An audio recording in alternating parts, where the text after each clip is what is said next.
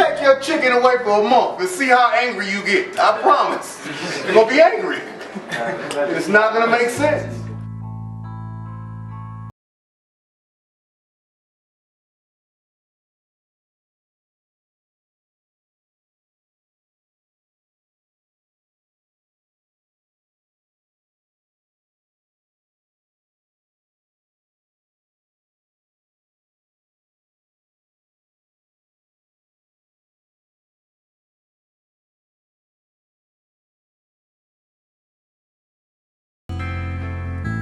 So it's my name, D. Anthony, one word, D. Anthony Trains.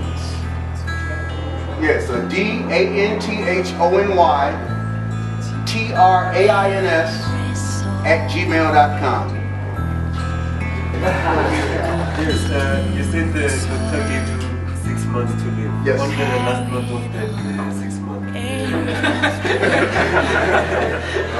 What was your mindset at that time? On the last At the last month of the 6 months? That's a great question. Well, being that from January, and when I started listening to my teacher, and they canceled my operation that I was supposed to have in January of 2013, so I had 7 operations between January and November of 2012. 7 9-hour operations. Yes. 7, where they removed 225 tumors in that short amount of time. The body's not designed to even make it through that. To be, every time they operate on you, they kind of play God and bring your heart rate down. And then they operate you, then they revive you. That's playing God like 7 times, and your body's supposed to be like, no. So,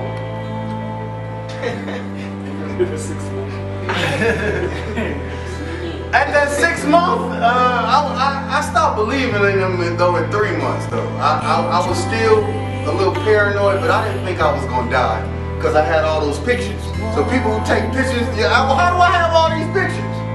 I should be prepared for my funeral.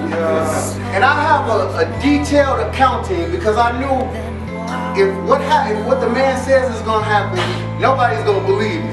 If I walked in here without that video and just told you what I just told you, y'all be looking like this dude is fake. That dude ain't sick, man. Look at this guy. You wouldn't have believed it. And I somehow knew that. Like, record everything. My daughter recorded everything. That's my photographer. I have over 2,000 pictures over this last 7 years. And in the first year, I was still taking pictures knowing that this man said, you'll be dead in June. So, I guess to answer your question, I never really believed I was gonna die. It was hard to hear, but I saw my mama, like, not beat AIDS, but I didn't know she was sick until 6 months before. She told me 6 months before she died. That's how good she was doing. And that's why she wanted to come here, but we never got to talk about that, because she hid it from me. I want to know what herbs she was eating and what were you doing that had you in the 90s living 10 years. She lived from like 83 to 93. And we all know that they didn't have anything figured out in that time. We can all agree on that. She figured something out, man, that I got her that long. I shouldn't have had her that long. Line to write starter kit, please. And what the starter kit is, it's just a collection of the information that I've gathered this last 7 years of my life. And it's literally, and some other things that my wife added that just help if you have a desire to transition in this lifestyle or even curious about the information. This is where you start. Because if you do try it, it's going to be hard. And your body at about 2 weeks is going to be like...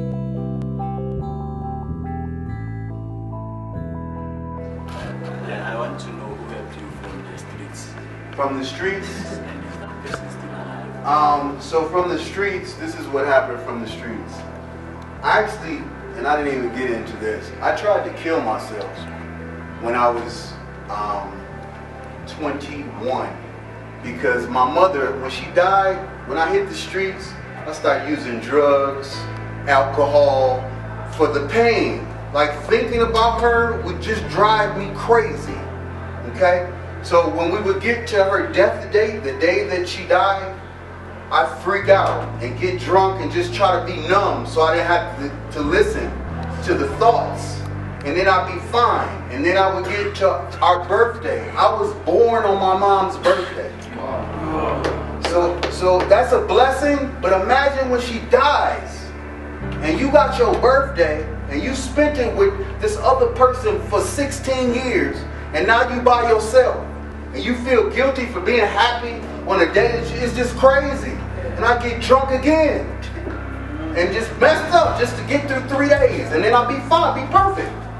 And then in America, we have Mother's Day, where it's a day where I don't know if they have it here. You got Mother's Day? Yes. Okay, on Mother's Day, I would fall apart again. And they were spaced out through the year just enough where I couldn't get like a whole half a year in of positivity. So I'd have 3 months of good, 3 months of bad. And the drugs worked for about 4 or 5 years. And then I woke up in the hospital strapped to a gurney because I had taken all the medicine. And the medicine, I don't even remember it. I just remember waking up in the hospital. And in America, your doctor can take away your rights from you. And we call it power of attorney. So the reason they can do that is because you either came in there fighting, which they said I did because I was strapped to the board, and you tried to hurt yourself. Your doctor can make a judge give him your rights, meaning you can't leave the hospital even if you want to. And so he told me, he said, Mr. Evans, I see something in you. This is the guy you were, because this is where my life changed. It wasn't really like I would have stayed on the street had I not tried to kill myself. You know, it was just, or I would have died. But God made that happen because it didn't work because I'm here. And that man was like, listen, I'm not letting you leave this hospital until you participate in some of our counseling sessions because I believe there's something else in there. All this anger is something else. Okay? You're intelligent, you can speak, you're articulate. There's something else in there. And that man, I don't know what he saw in me because I was cussing at him. I was being very ignorant. I just wanted to leave because I was still hurting because the drugs had wore off and it's still my birthday. And I'm angry. And he kept me in there, and at about 3 weeks, I kind of came around, and I raised my hand and I asked my nurse, could you go get my doctor? And he brought my doctor, and I said, I want to go in group.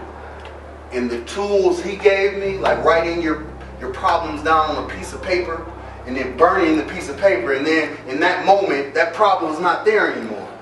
And it just helped me get out of that mental slump. I had never addressed or grieved my mother's death. And when people die, the pride and acting like it doesn't hurt you, that will kill you. Yes, sir? Mine is pleasant. I don't know you're gonna answer. I'm gonna do the best I can. Yes. You say you are homeless. You were homeless. I was homeless. Yeah. Your mother died. Yes, sir. So my question is, it was, do you have the relationship between you, the relationship between your mother and your father? Do you have that relationship between you? So my father, whose name is Anthony. Like my name is Dewan, but it's spelled D-E-J-U-A-N. And when I began speaking, they always introduced me Dijon. So I just killed the Dewan and went with D. But my father's name is Anthony. And you know, we don't really have a relationship, but I have to honor him for being a part of my creation. But that's about where it stops. He came to my mother's funeral. Instead of saying, hey son, do you have somewhere to live? He told me that you have it was good to see you son, because he's a heroin addict. He chose heroin over being a parent. He chose dope over raising me. So no, I was required to love him, but I don't have it when I needed him. He wasn't there, man. I didn't have to be homeless. I had a father. And he chose heroin over me. So how do we start the mindset? The first thing I want you to do is know how important, and I said this in the beginning, the privilege of waking up this morning is. Now you gotta go back to the basics to get this mindset. And when you understand how important and how privileged it was for your eyes to open up another day in the physical form, it makes the meaning of life that much more precious. But you gotta stay there. I encourage, if you're really serious about changing, to get what we call an accountability partner. Like whoever's your best friend that's like-minded, not the negative one. Like, I want to change, man, I still want to eat chicken. Don't deal with them. Get somebody who has the same goals, same vision as you. Look, when I slip, I don't care what I say to you, you got to tell me I'm wrong. You got to tell, when you see me slipping outside of the discipline, I need you to speak up, and vice versa. You can't do this by yourself. Okay? I sleep next to my accountability partner. And when I start sliding, because I'm not perfect. And so every day is either, is the cancer coming back? Or how many people can I help? It's the same exact thing. Why don't I think that the cancer is coming back in 20 minutes? I know several cancer patients, their whole life is it today? Is today? And they're living life, but they're worried about what might happen. If you woke up in the morning, you got to understand that you have a whole 24 hours. You got to tell yourself that. I got 24 hours. If I don't have anything else, I got 24 hours to make a difference in my life or the life of others. See, because when you get consumed in helping others, you can't think about yourself. Okay? And then when you see people plugged into your energy, you hold yourself accountable. Even if I don't feel like getting up and being strong, I know that kid with no legs just sent me an email to say I'll get up every morning and look on your Instagram and look for the new video of the crazy stuff that you did that you shouldn't be able to do. I know that they're watching me. I got people counting on me who are sick. So when you take it and it's not about you anymore, and your life is about everybody else, it's hard to slip back into that old behavior. When you know that your mother's going to die if you don't get this diploma, it's hard to be like, Mom, I'm just going to die. But you got to put these benchmarks in your mind. You have to plant them in your mind to remind you, because negative stuff is going to happen every day. My teacher says everybody has a cup. It is your job to empty your cup. The gym is what I empty all my stress out. So I'm ready. Before I came here, I was in that gym for 3 hours. 3 hours before I came to do this. Got up super early because there's nothing that's going to stand in front of my regimen, because I know it's the only way I can come in here and give you 2,000%. Like if I didn't train and just try to do it, I could have did it. It'd have been dry and dull. But I know how to reach past the person's mind and put my hand on your heart. I feel our connection. You guys don't think I'm fake, and I don't think you think I'm fake. Because I've been right where you're sitting at. And the thing is, you're not sick. Well, some people might be sick, and it's just exciting because there's nothing stopping any of you. No drug. There's nothing that can stop you but you. It's the bottom line. Nothing. We are self-made, self-sustained. God gives us the guidance, and we just follow and be obedient. Not perfect, but obedient. And try to live upright. Things just attract. So we call that stinking thinking. So when your stinking thinking sets in, or when you're frowning, somebody got you like this, and you know you're walking around like this, and you gotta go walk and see somebody that you shouldn't be looking like this, it's what you do. You go to the corner, you pull your phone out, you take a selfie, and then you look how crazy you look. And then slowly but surely, count to 20, it's gonna bring your blood pressure down. And you just stare at it like, wow, I'm walking around looking like that. And this is how you train yourself. It's about unlearning some of the bad behavior and relearning, making room for the new behavior. And you at the perfect part of your life where literally the sky is the limit. The sky is the limit.